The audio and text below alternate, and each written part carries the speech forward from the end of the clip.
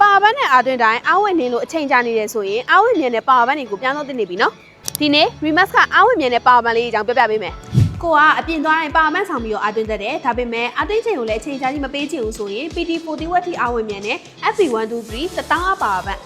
Premium ဆန်တဲ့ပေါ်ရင်းနဲ့လည်းလိုချင်တယ်အားဝင်အားထွက်ကိုလည်း voltage တွေ ampere တွေအတိအကျသိချင်တယ်ဆိုရင်တော့ PT45 W နဲ့ 2C22.5 W ထိအားဝင်မြန်တဲ့ FCP30 2000အပါပတ်သလုံးနဲ့ဝယ်ရုံနဲ့တင်အားသွင်းကျိုးလည်းမလို့အားသွင်းကောင်းလည်းမလို့ all in one လိုမျိုးသုံးရတာကိုကြိုက်တယ်ဆိုရင်တော့ PT65 W နဲ့ 2C22.5 W ထိအားဝင်ရှယ်ချမ်းနဲ့ CP70 2000အပါပတ်လေးကိုရွေးဝယ်ဖို့ recommend ပေးချင်ပါတယ်ဒီတက်တန်တာတစ်ခုကအခုချိန်မှာဒီပါပတ်တွေကိုဝယ်ယူမယ်ဆိုရင် two-way cross body ဘက်ကိုပါလက်ဆောင်အနေနဲ့ပေးသွားအောင်ပါနော်လက်ဆောင်ပေးတဲ့အိတ်လေးကလည်းဒီလိုပဲလွယ်မလားဒီလိုပဲလက်ထဲကင်မလားကျိုးလေးနဲ့ပဲ smart ကြဆွဲသွားမလားဘလို့ပဲသုံးအဆင်ပြေတဲ့အပြင်အိတ်လေးထဲမှာလည်း power bank earphone ပတ်စံအိတ်တွေအပြင်အလှပြင်ပစ္စည်းတွေနဲ့မိမိတို့အပြင်သွားတဲ့တဲသွားနေကြပစ္စည်းတွေကိုလည်းထည့်လို့ဆန်တဲ့ two-way cross body ဘက်လေးမို့လို့အရန်ကိုမှတန်လို့နေပါပြီနော် promotion date လေးက August လ15ရက်နေ့ကနေ30ရက်နေ့ဒီပဲမို့လို့ပါပန်းဝင်ရင်အခုလိုအိတ်လေးပါရစေဖို့နီးစပ်ရာ Remax Corner Remax Dealer နဲ့ Remax Brand Shop ဆိုင်တွေမှာပဲဖြစ်စေ Remax Online Shop တွေမှာတဆင့်ဖြစ်စေဝယ်ယူနိုင်ပါပြီရှင်